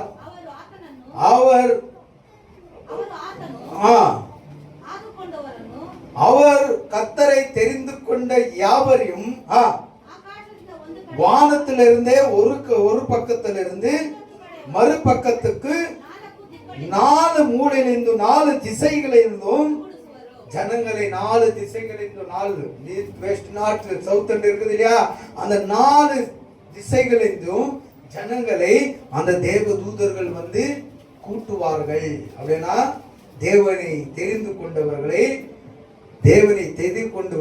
தெரிந்து கொள்ளாதவர்களை மத்தியத்திலிருந்து என்ன பண்ணுவாங்க. இப்ப நம்ம இங்க இருக்கிறோம்ப்பா, இப்ப வானத்துல சப்தம் ஏற்பட்டுச்சு, சத்தம் ஏற்பட்டவன நம்ம எல்லாம் என்ன பண்றோம், ஓடி போய் வெளியே பார்க்கணும் தானே. அந்த ட்ரம் சவுண்ட் அவ்வளவு பயங்கரமா இருக்குமா. அல்லேலூயா. எத்தனோ இந்த இங்க ஊதுறது அந்த உலகத்துக்கே கடைசி மட்டும் கேட்குமா அந்த தேவ தூதர்களுடைய காலம். என்னன்னா இது வித்தியாசமான சத்தம், நீயே ஓடி வருவ. இயேசுவை ஏற்றுக்கொள்ளாத பக்கத்து வீட்டுக்காரங்க கூட ஓடியாருவாங்க, வராங்களா இல்லையா? அப்போ தேவ தூதர்கள் என்ன பண்ணுவாங்க, 4 திசையிலிருந்து இருக்கிற தேவனை தெரிந்து கொண்டவர்கள், தேவனால தெரிந்து கொள்ளப்பட்டவர்களை ஒரு பக்கத்திலிருந்து மறுபக்கத்துக்கு என்ன பண்ணுவாங்க சேர்ப்பார்கள், இப்படி பிரிச்சு எடுப்பார்கள். அதுதான் மத்தாய் 25 சொல்லிச்சு, அவர் வருகையில வெள்ளாடிய செம்மறியாடும் வேறு வேறு பிரிப்பார். அல்லேலூயா. இயேசுவை ஏற்றுக்கொண்டவர்களும் இயேசுவை ஏற்றுக்கொள்ளாதவர்களும் தேவ தூதர்கள் பிரிப்பார். ஆனா இயேசு இந்த பூமியில கால் வைக்க மாட்டார். அவர் மத்திய ஆகாயத்துல தான் இருப்பாரு. ஆனா தூதர்கள் தான் ஒரு பக்கத்திலிருந்து மறுபக்கத்துக்கு சேர்ப்பார். ஆமென். அல்லேலூயா, அல்லேலூயா. அன்பான தேவ ஜனமே, நல்லா புரிஞ்சுக்குங்க, ஆண்டவருடைய வருகை அதி சீக்கிரமா இருக்கிறது. அவருடைய வருகைக்கும் இந்த பூமியின் வானத்திலோ பூமியிலோ அவர் வருகைக்கான அடையாளங்கள் இயேசு அன்றைக்கே சொல்லிட்டார். இனி காலம் சமீபமா இல்ல, தாமரிக்காதீங்க, மனம் திரும்புங்க, கர்த்தருக்கு என்று காத்திருங்க. கர்த்தருடைய வருகை அதி சீக்கிரமா இருக்குது. அடையாளங்கள் நிறைவேறிட்டு இருக்குது. ஆல்ரெடி எல்லாம் நிறைவேறின்னு தான் இருக்குது. பூகம்பம், யுத்தம், ஜனத்துக்கு மதத்துக்கு விரோதம், ஆலயம் ஒடிக்கப்படுது, கிறிஸ்து விரோதிகள், பஞ்சங்கள் எல்லாமே ஏற்பட்டு கொண்டே இருக்குது. ஆமென். இந்த வார்த்தை கூட தேவதூதன் வருது கூட, ஆண்டவர் வருது கூட, தேவதூதன் 4 திசையிலிருந்து தான் தெரிந்து கொண்ட மக்களை சேர்ப்பது கூட துல்லியமா நிறைவேறும். ஆனா ஐயோ அம்மான்னு கதறாங்க பாருங்க, அது கூட நிறைவேறும். கைவிடப்படுவார்கள். எச்சரிக்கையா இருங்க. கர்த்தரை ஒரு பக்கம் விசுவாசிச்சிட்டீங்களா, வாழ்வோ சாவோ அதுக்குள்ளே இருங்க. ஆத்துல ஒரு கால் சேத்துல ஒரு கால் வைக்க போவாதீங்க. ஆத்துல ஒரு கால் சேத்துல ஒரு கால் வைக்க போவாதீங்க. தேவன் எக்ஸ்கியூஸே கொடுக்கவே மாட்டார் அந்த நாள். ஐயோ ஐயோ ஐயோ சொன்னது 2000 வருஷத்துக்கு முன்னாடி நான் கொடுத்துட்டேன். இப்போ ஐயோ எல்லாம் இல்ல, நீ தகுதி தான் என் கூட வா, இல்லன்னா போ. படிங்க. புத்தி கலீரி. கொம்பு இன்னும்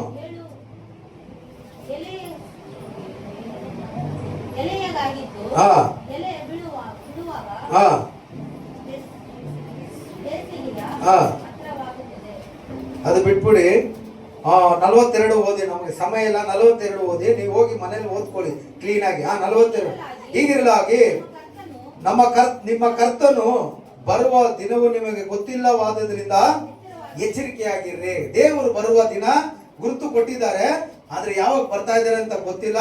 ಅದರಿಂದ ನೀವು ಮುಖ್ಯವಾಗಿ ಏನ್ ಮಾಡ್ಬೇಕು, ಎಚ್ಚರಿಕೆ ಆಗಿರ್ರಿ. ಹೇಗೆ 10 ಕನ್ನಿಕೆಯಲ್ಲಿ 5 ಕನ್ನಿಕೆಗಳು ಅಲಕ್ಷ್ಯವಾಗಿ ಕೇರ್ಲೆಸ್ ಆಗಿ தீப உத்துவிட்ட என்ன தேவர் மணவாளன் வரல அப்படின்ட்டு கேர்லெஸ்ஸா படுத்துட்டா. ஆனா 5 புத்தி உள்ள ஸ்திரீகள் என்ன பண்ணாங்க, வெளுக்கெல்லாம் அமிச்சிட்டு காத்து இருந்தாங்க, தூங்கல.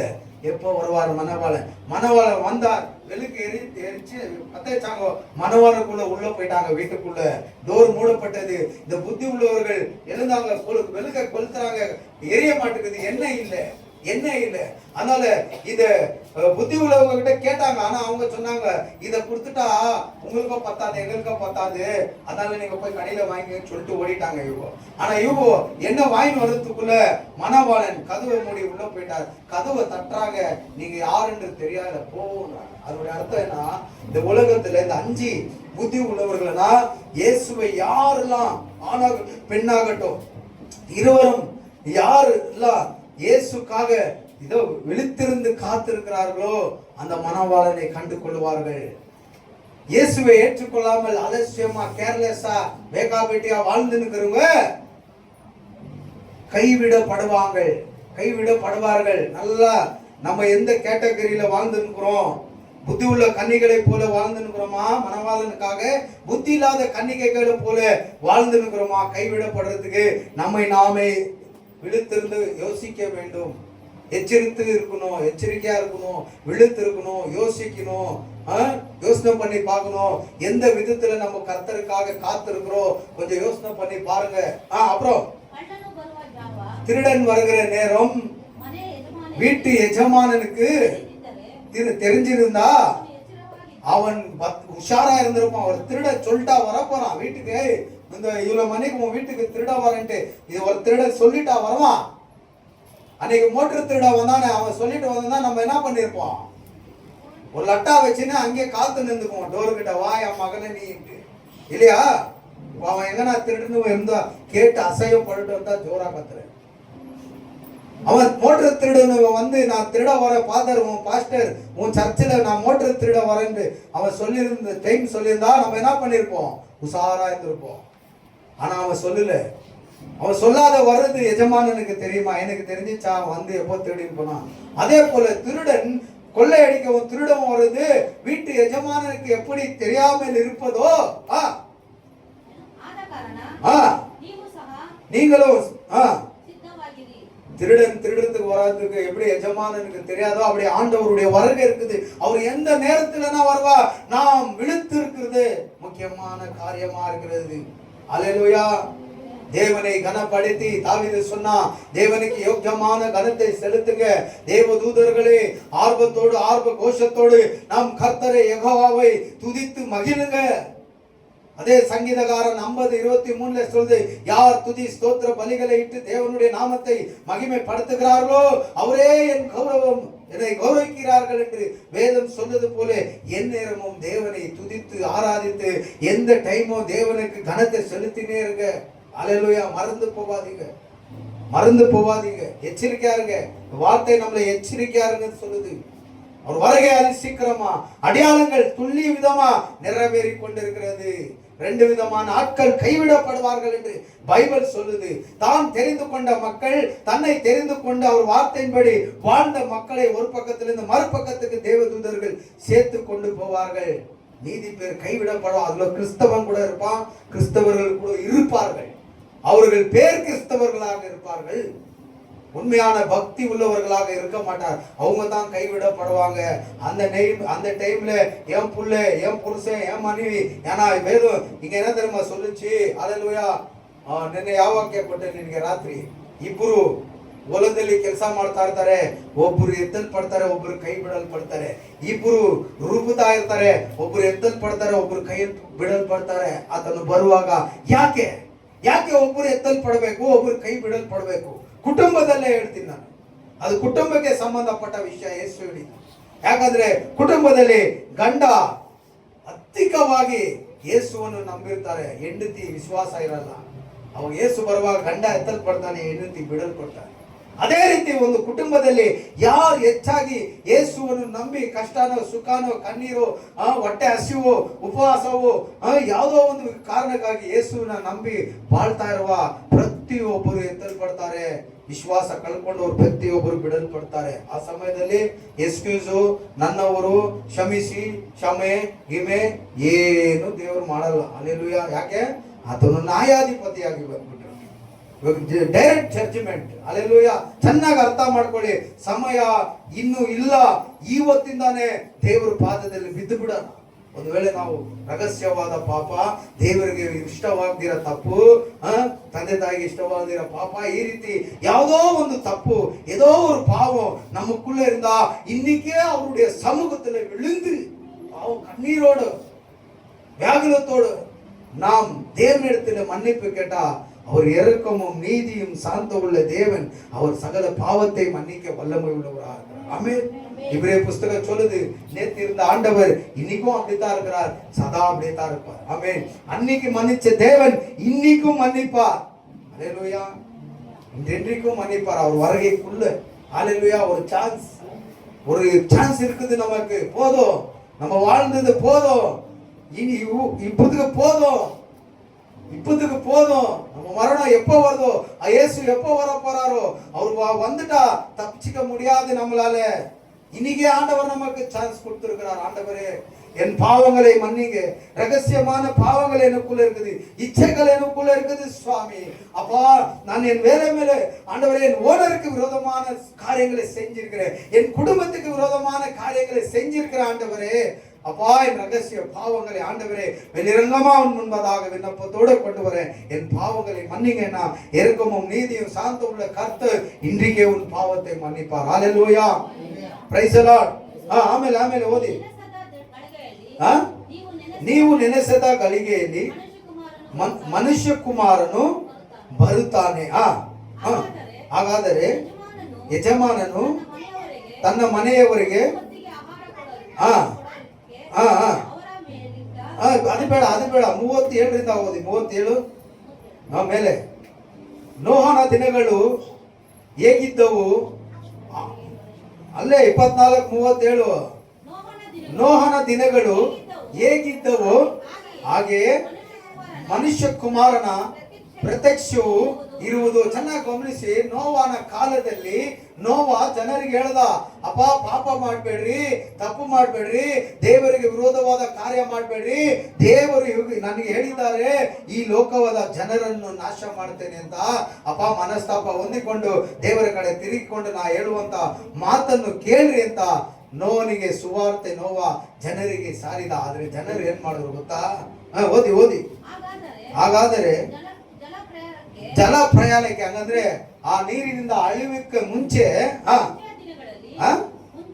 ಮುಂಚೆಯ ದಿನಗಳಲ್ಲಿ ನೋಹನು ನಾವೆಯಲ್ಲಿ ಸೇರಿದ ದಿನಗಳ ತನಕ ಜನರು, ಚೆನ್ನಾಗಿ ಗಮನಿಸಿ, ಇದೇ ಇಂಪಾರ್ಟೆಂಟ್. ನೋವಾ ಆ ಕಪ್ಪಲ್ ಕಟ್ಟಿ ಅದ್ರ ಒಳಗಡೆ ಹೋಗುವುದಕ್ಕೆ ಮುಂಚೆ ಜನರು ಏನ್ ಮಾಡ್ತಾ ಇದ್ರು ನೋಡಿ? ತಿನ್ನುತ್ತಾ, ಕುಡಿಯುತ್ತಾ, ಮದುವೆ ಮಾಡಿಕೊಳ್ಳುತ್ತಾ ಇದ್ದು ಪ್ರಯಾಣದ ನೀರು ಬಂದು ಎಲ್ಲರನ್ನು ಬಳಿಕೊಂಡು ಹೋಗುವ ತನಕ ಏನು ತಿಳಿಯದಿತ್ತು. ಚೆನ್ನಾಗಿ ಗಮನಿಸ್ಕೊಳ್ಳಿ. ನೋವಾ ದಿನದಲ್ಲಿ ದೇವರು ಹೇಳಿದ್ರು, ಈ ಜನರ ಅಕ್ರಮ ನನಗೆ ನೋಡಿದ್ದೆ, ನಾನು ವೇದನೆ ಪಟ್ಟಿದ್ದೀನಿ, ಅದರಿಂದ ಎಲ್ಲರನ್ನ ಅಳಿಸ್ತೀನಿ, ನಿನ್ನಲ್ಲಿ ನನಗೆ ನೀತಿ ಕಾಂಡಿದ್ರಿಂದ ನಿನ್ನನ್ನು ನಿನ್ನ ಕುಟುಂಬವನ್ನು ನಾನು ಬದುಕಿಸ್ತೇನೆ ಅಂತ ದೇವರು ಹೇಳ್ಬಿಟ್ರು. ನೋವಾ ಏನ್ ಮಾಡ್ದ? ದೇವ್ರು ಹೇಳ್ದಾಗೆ ಆ ಕಪ್ಪಲ್ನ ರೆಡಿ ಮಾಡ್ದ. ಮತ್ತೆ ಆಚೆ ಹೋಗಿ ಜನರಿಗೆ ಹೇಳ್ದಪ್ಪ, ದೇವರು ನೀವು ಮಾಡುವಂತ ಪಾಪನ ಕಂಡಿದ್ದಾರೆ, ಆದುದರಿಂದ ನಿಮ್ಮನ್ನೆಲ್ಲ ನಾಶ ಮಾಡ್ಬೇಕಂತ ದೇವರು ಪ್ಲಾನ್ ಮಾಡಿದ್ದಾರೆ, ತಿಟ್ಟ ಮಾಡಿದ್ದಾರೆ. ಆದ್ರಿಂದ ನೀವೇನ್ ಮಾಡ್ರಿ? ಮನಸ್ತಾಪ ಹೊಂದಿಕೊಂಡು ದೇವರ ಕಡೆ ತಿರುಗಿಕೊಳ್ರಿ. ನಾ ಹೇಳೋದು ಕೇಳ್ರಿ ಅಂದ್ರೆ ಆ ನೋವನ ಗೇಲಿ ಮಾಡಿದ್ರು ಜನರು. ಇವತ್ತು ನಾನು ಹೇಳ್ತೀನಿ, ಯೇಸು ಬರುವ ದಿನ ಅತಿ ಶೀಘ್ರವಾಗಿದೆ, ನಿಮ್ಮನ್ನು ನೀವು ಬದಲಾಯಿಸಿಕೊಳ್ಳಿ ಅಂದ್ರೆ ಕೂಡ ನೀವೇನ್ ಮಾಡ್ತೀರಾ? ಇವನೇನೋ ಹೊಗಳ್ತಾ ಇದ್ದಾನೆ, ಇವನೇನೋ ಹೇಳ್ತಾ ಇದ್ದಾನೆ, ಇವನಿಗೆ ಇದೇ ಕೆಲಸ, ಪ್ರಸಂಗ ಮಾಡೋದೇ ಕೆಲಸ, ಇವನ ಅಲ್ಲಿ ನಿಂತ್ಕೊಂಡು ಟಸ್ಸು ಕುಸುತ್ತೆ ಏನೋ ಒಂದು ಹೇಳ ನಾವು ಕೇಳ್ಬಿಟ್ಟು ಹೋಗೋಣ, ನಾವು ಮಾಡೋಣ ಅಂತ ನೀವಿರುವುದಾದರೆ ಇಲ್ಲಿ ವಾಕ್ಯ ಹೇಳುತ್ತೆ, ನೋವಾ ಕಪ್ಪಲಲ್ಲಿ ಹೋಗುವುದಕ್ಕೆ ಮುಂಚೆಯಿಂದ ಇದ್ದಂತ ಜನರು ಕುಡಿಯುತ್ತಾ, ತಿನ್ನುತ್ತಾ, ಎಂಜಾಯ್ಮೆಂಟ್ ಮಾಡುತ್ತಾ, ಪಾಪ ಮಾಡುತ್ತಾ, ದೇವರಿಗೆ ಇಷ್ಟವಾಗದಿರೋ ಕಾರ್ಯಗಳು ಮಾಡುತ್ತಾ, ಮದುವೆ ಮಾಡಿಕೊಳ್ಳುತ್ತಾ ಪಾಪದಲ್ಲಿ ಜೀವಿಸ್ತಾ ಇದ್ರು. ಆಮೇಲೆ ಅಲ್ಲೇ ಮೇಲೇನೆ ಅದರಂತೆ ಇಲ್ಲ ಆ ನೀರು, ಆ ಪ್ರಯಾಣದ ನೀರು ಬಂದು ಎಲ್ಲರನ್ನೂ ಬಡಿದುಕೊಂಡು ಹೋಗುವ ತನಕ ಏನು ತಿಳಿಯದೆ ಇದ್ದಾರಲ್ಲ, ಏನು ಗೊತ್ತಿಲ್ಲ ಅವ್ರಿಗೆ. ಆಮೇಲೆ ಏನಾಯ್ತು? ದೇವ್ರು ಹೇಳ್ದಂಗೆ ಮಳೆ ಬಂತ, ಭೂಮಿಯಿಂದ ನೀರು ಉಕ್ಕಿ ಬಂತ, ಸಮುದ್ರದಿಂದ ಜೀವ ಬುಗ್ಗೆಗಳು ಉಕ್ಕಿ ಬಂತ, ಆಕಾಶದಿಂದ ಮಳೆ ಸುರಿತ 40 ದಿನ ಹಗಲು ರಾತ್ರಿ. ಏನಾಯ್ತು? ಅಲ್ಲಿವರೆಗೂ ಕುಡಿತಾ, ಜಾಲಿ ಮಾಡ್ತಾ, ಪಾಪ ಮಾಡ್ತಾ, ಎಂಜಾಯ್ಮೆಂಟ್ ಮಾಡ್ತಾ, ನೋವಾ ಏನೋ ಹುಚ್ಚುತನ ಮಾತಾಡ್ತಾ, ಹೋಗ ಇವನ ಹತ್ರ ದೇವ್ರು ಮಾತಾಡಿದ್ರ ಅಂತ ಗೇಲಿ ಮಾಡ್ಕೊಂಡು ಇವರು ಕುಡಿತಾ, ತಿನ್ನುತ್ತಾ, ಮದುವೆ ಮಾಡಿಕೊಳ್ತಾ ಹಾಗೇ ಜೀವಿಸಿ ದೇವರಿಗೆ ವಿರೋಧವ ಕಾರ್ಯ ಮಾಡ್ಕೊಂಡಿದ್ರಲ್ಲ. ಆ ಪ್ರಯಾಣ ಬಂದಿದ ತಕ್ಷಣ ಇವರು ಎದೆ ಬಡ್ಕೊಳ್ಳೋಕೆ ಸ್ಟಾರ್ಟ್ ಆದ್ರು. ಆದರೆ ನೋವಾ ಒಳಗಡೆ ಹೋಗಿದ ತಕ್ಷಣ ಡೋರು ನೋವಾ ಹಾಕಿಲ್ಲ, ದೇವರ ಆತ್ಮನೇ ಆ ಡೋರ್ನ ಬಂದ್ ಮಾಡಿದ್ರು. ಯಾಕೆ ಗೊತ್ತಾ?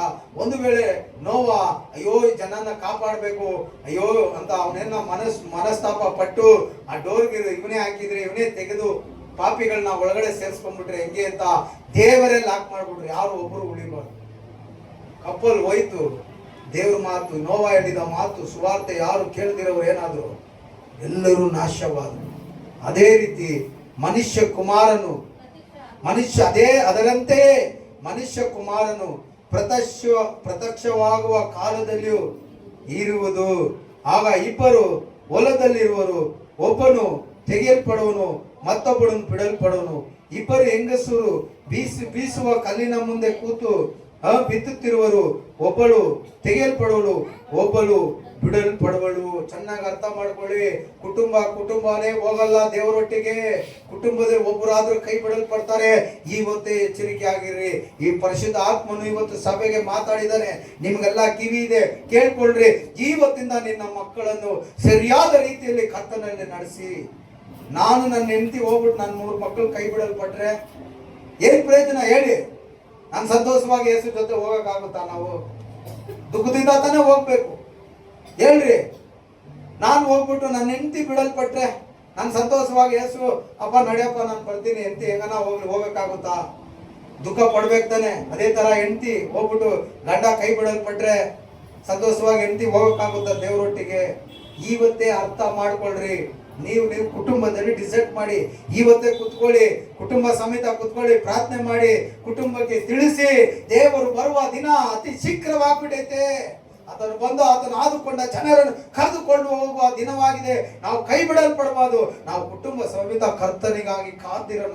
ಹೇಗೆ ಎಚ್ಚರಿಕೆ ಆದಿ. ಹಾಗೆ ಕಳ್ಳನು ಬರುವ ದಿನ ಯಾರಿಗೂ ಗೊತ್ತಿಲ್ಲ.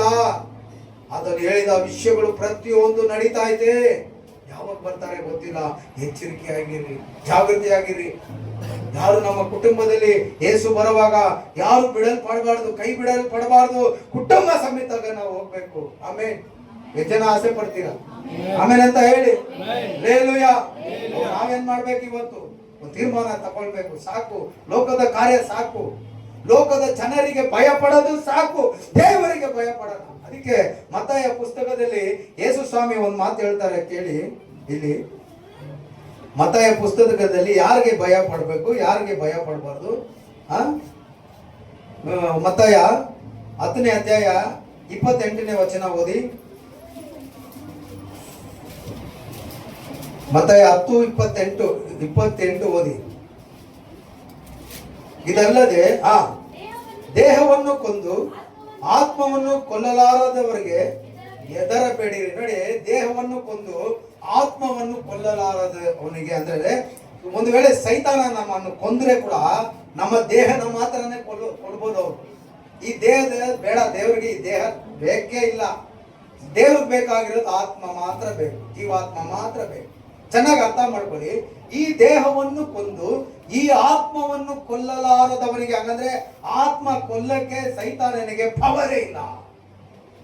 ಆತ್ಮನ ಕೊಲ್ಲಕ್ಕೆ ಸೈತಾನನಿಗೆ ಅಧಿಕಾರನೇ ಇಲ್ಲ. ಅದೇ ದೇಹ ಬೇಕಾದ್ರೆ ಕೊಂದು ಬಿಡಬಹುದು. ಹೇಗೆ ಯೋಬುಗೆ ಕಾಯಿಲೆ ಬರೆಸಿದ್ದು ಸೈತಾನನ್ನೇ ಅಲ್ವಾ? ಕಾಯಿಲೆ ಬರೆಸಿದ್ದು ಸೈತಾನನ್ನೇ. ಅರ್ಥ ಆಯ್ತಾ? ಅವನು ಸಾಯ ಪರಿಸ್ಥಿತಿಯಲ್ಲಿ ಮಾಡಿದ್ದು ಕೂಡ ಯಾರು? ಸೈತಾನನ್ನೇ. ಆದ್ರೆ ದೇವ್ರೇನ್ ಹೇಳಿದ್ರು? ಅವನು ಜೀವ ಮಾತ್ರ ತೆಗಿಬಾರ್ದು ನೀನು. ಅರ್ಥ ಆಯ್ತಾ? ಈ ದೇಹ ನಾವು ಒಂದು ವೇಳೆ ಸೈತಾನ ಕೊಂದಾಕ್ಬಿಟ್ರೆ ಕೂಡ ಈ ಆತ್ಮಕ್ಕೆ ಕೊಲ್ಲಕ್ಕೆ ಅಧಿಕಾರ ಇಲ್ದಿರ ಆ ಸೈತಾನನಿಗೆ ನೀವು ಎದುರುಬೇಡ್ರಿ. ಆಮೇಲೆ ಆತ್ಮ ದೇಹ ಎರಡೂ ಕೂಡ ನರಕದಲ್ಲಿ ಹಾಕಿ ನಾಶ ಮಾಡಬಲ್ಲಾತನಿಗೆ ಎದುರಿರಿ. ನಾವು ಯಾರಿಗೆ ಎದುರ್ಬೇಕು? ದೇವರಿಗೆ ಎದುರ್ಬೇಕು. ಯಾಕಂದ್ರೆ ಈ ಆತ್ಮ ಈ ದೇಹ ಎರಡೂ ಕೂಡ ನರಕದಲ್ಲಿ ಹಾಕೋ ಪವರ್, ಅಧಿಕಾರ ದೇವರಿಗಿದೆ. ಆಮೇಲೆ ಸೈತಾನನಿಗೆ ಆತ್ಮ ಕೊಲ್ಲುವ ಅಧಿಕಾರ ಇಲ್ಲ. ಅದಕ್ಕೆ ನಾವು ಯಾಕೆ ಸೈತಾನನಿಗೆ ಎದುರಬೇಕು? ಮನುಷ್ಯನಿಗೆ ಯಾಕೆ ಎದುರಬೇಕು? ದೇವರಿಗೆ ಎದುರ್ರಿ. ಮನುಷ್ಯ ಏಮಾತ್ರ தாவீது சொல்றான், தேவன் என் பக்கத்தில் இருக்கிறார், மனுஷன் ஏமாத்துறோம். ஆமென். அப்போ சரீரத்தை கொன்று ஆத்மாவை கொல்லாத பிசாசியான எந்த மனுஷனுக்கும் நீங்க பயப்படக்கூடாது. ஆனா ஒருத்தருக்கு பயப்படணும். சரீரத்தையும் ஆத்மாவையும் நரகத்துல போட்டு சாகடிக்கிற அதிகாரம் உள்ள இயேசுக்கு நம்ம என்ன பண்ணோம்? பயப்படுகிறவர்களாக காணப்படணும். அதனால குடும்பத்துல பிள்ளைகளை பார்த்து பயப்படாதீங்க, கணவனை பார்த்து பயப்படாதீங்க, மனைவி பார்த்து பயப்படாதீங்க, கர்த்தரை பார்த்து பயப்படுங்க. குடும்பத்தோட உட்காந்து ஒரு டிசைட் பண்ண நீங்க. ஆமென். குடும்பத்தோட உட்காந்து வீட்டுல உட்காருங்க, ஜபம் பண்ணுங்க, முட்டி போடுறீங்க, கையை தூக்குறீங்க, வானத்தை நோக்கி பாக்குறீங்க. இல்ல சங்கீதம் 123 சொல்லுது, நான் என் கண்களை ஏறெடுத்து என் கர்த்தரை பார்த்தேன், எஜமானன் கையை வேலைக்காட்சி பார்த்தது போல, எஜமானன் கையை வேலைக்காரன் பார்த்தது போல என் கண்கள் உங்க கரத்தை பார்க்குது ஆண்டவரே. அல்லேலூயா. எங்கள் பாவங்களை மன்னிங்க ஆண்டவரே. என் பிள்ளைகளுடைய பாவம் கை வச்சு ஜெபம் பண்ணுங்க. என் பிள்ளைகள் செய்த தவறுகளை மன்னிங்க, பாவங்களை மன்னிங்க ஆண்டவரே. கை வச்சு ஜெபிங்க, பாவ அறிக்கைகளை செய்யுங்க. கர்த்தருக்காக காத்திருங்க. கர்த்தருடைய வருகை அதி சீக்கிரமா இருக்குது. நோவா காலத்துல அந்த ஜலப்பாளையம் ஆவறதுக்கு முன்னாடி நோவா பைத்தியக்காரனை போல இப்படிதான் கத்தி கத்தி கத்தி சொன்னான். ஆனா அந்த ஜனங்கள் கேட்கவே இல்லை. பிரளயம் ஆரம்பித்தது, ஜனங்கள் தப்பித்துக் கொள்ளவே இல்லை. ஆண்டவர் சொன்ன வார்த்தையின்படி துல்லியமா மழை வந்தது, ஜலப்பிரயாணம் உண்டானது, எல்லாரும் அழிந்து போனாங்க. இதே மத்தாய் 24 ஆண்டவர் சொன்னது, அவர் வருகைக்கு சொன்ன அடையாளத்தின் போலவே ஒன்றொன்றும் நடந்து கொண்டே இருக்குது. நல்லா தெரிஞ்சுக்குங்க. ஏதோ பாஸ்டர் சொல்றாரு, ஏதோ பைபிள்ல இருந்து அவர் ஏதோ கொஞ்சம் படிச்சு தெளிஞ்ச ஞானத்திலிருந்து ஏதோ பேசுறாரு இல்லைங்க. முதல்ல நம்ம ஆவியானருக்கு ஒப்பு கொடுத்திருந்தோம். பரிசுத்த ஆவியான சபைக்கு பேசும்போது காதுள்ளவன் கேட்க கடவான், கேட்டு ஜெய கொள்றவனுக்கு ஜீவ விருட்சத்தின் கனி. அப்படின்னா நீ உனக்கு சரீரத்துக்கு இந்த பூமியில மரணம் உண்டாகலாம், ஆத்மாவுக்கு அந்த இடத்துல கனியை புசித்த உடனே ஜீவன், அப்படின்னா நித்திய ஜீவன், இரண்டாவது மரணத்திலிருந்து நாம் தப்பித்துக் கொள்ள வாய்ப்பு இருக்கு. ஆமென், அல்லேலூயா. எத்தனை பேர் விசுவாசிக்கிறீங்க? எத்தனை பேர் விசுவாசிக்கிறீங்க? எல்லாம் எழுந்து நிப்போம். அதே போல எல்லாம்